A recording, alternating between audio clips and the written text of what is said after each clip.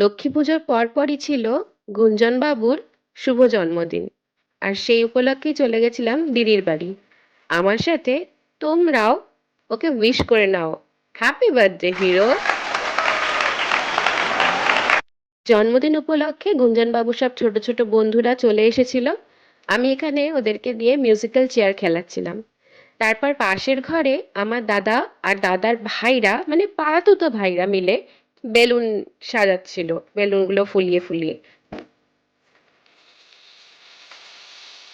দিদি নানান কাজের মধ্যে ব্যস্ত, অথচ আমাকে যেই ক্যামেরা হাতে দেখেছে বলে কি একটা ফটো তুলতো। আমি বললাম দাঁড়া দাঁড়া, আমি ব্লগের ভিডিও বানাচ্ছি, পরে আয়, ঠিক আছে। তো সে রেগে মেগে চলে গেল। এখানে দাদার বন্ধু এবং তাদের ওয়াইফরা এসেছিল, তারা বসেছিল। এই যে কেক কাটিং হচ্ছে।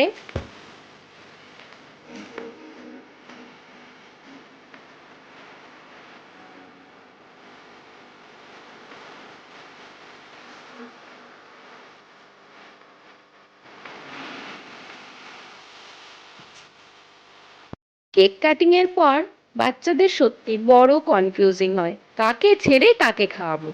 এ বলে ওকে খাওয়া, ও বলে ওকে খাওয়া।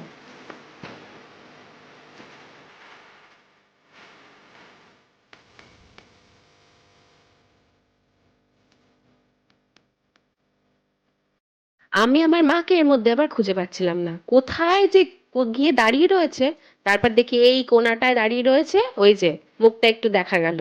আমি তো ভিডিওর মধ্যে বলছিলাম মা কোথায় গেল, মা কোথায় গেল। উফ।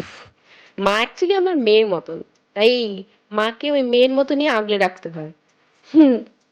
এই যে আমার তো ভিডিও তুলে দেওয়ার কেউ নেই, তাই আমি নিজের ভিডিওটা নিজেই তুলে নিলাম।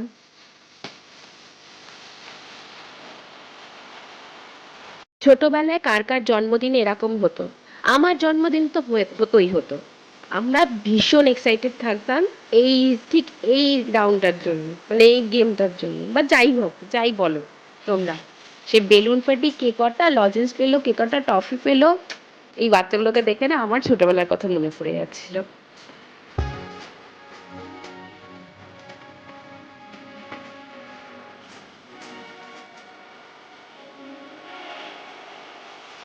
আমার দাদা আবার সবাইকে বলছিল, কেউ যদি দুটো বা তিনটে লজেন্স পেয়ে থাকো তাহলে যারা পায়নি তাদের মধ্যে ডিস্ট্রিবিউট করে দাও। শুভ জ্ঞান, ওই আর কি।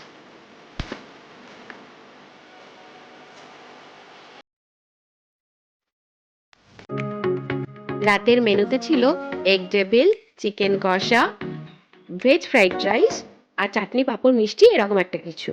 তা আমার পরের দিনকেই অফিস ছিল, তাই আমাকে পার্সেল নিয়ে চলে আসতে হয়েছিল। পিছনে টেবিল চেয়ারে খাবারের ব্যবস্থা করা হয়েছিল, বসে খাবারের। কিন্তু অগত্যা আমায় ট্রেন ধরতে হবে, ফিরতে হবে। তাই ওই একটা ভিডিও করে নিয়ে ঝটপট করে একদম স্টেশনে এসে ট্রেন ধরে নিয়েছি। ফিরে এসেছিলাম বাড়িতে। আরেকবার উইশ করে দিচ্ছি তোকে ভিডিওর মাধ্যমে। দেখ কত লোক তোকে দেখতে পাচ্ছে, তোর জন্মদিন দেখতে পাচ্ছে গুঞ্জন। খুব ভালো থেকো, খুব বড় হও, আর তুমি এরকম সোনা বাচ্চা হয়েই থেকো।